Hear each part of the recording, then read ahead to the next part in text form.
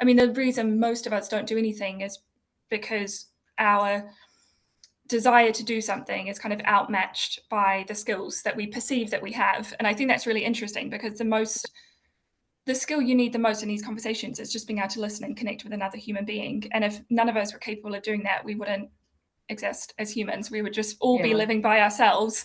We wouldn't have workplaces. We wouldn't have places where people came together. So the fact that you even are employed and in a workplace and have a family and connections, and is proof that you can connect with other people.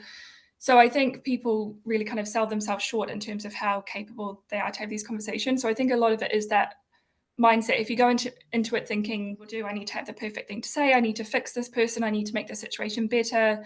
I need to leave them with, imparting some kind of wisdom that they feel they have. And I often say, and I've said it on other kind of sessions before, if people focus more on listening, which no one does, people always say to me, what should I say? This, what's the script? What's the perfect thing to say? And I always say to them, well, I can't tell you that. I don't know the situation. I don't know the bereavement. I don't know what's happened to the person.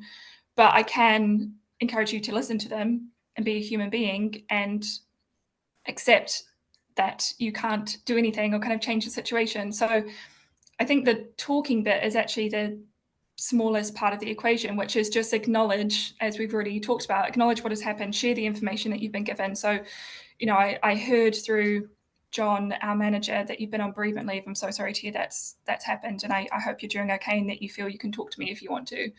That should be a very kind of simple part of it, which is just acknowledging what has happened. And that can be clumsy. It can be awkward. It might feel a little bit awkward at times, or, it might be a little bit uncomfortable at first. But then the main part of it should just be being curious about the person. So, asking questions about how they're doing. Do you have any support in place? How are you feeling being back at work? Do you feel well supported? Is there anything that I can be doing differently or better to help you be back at work?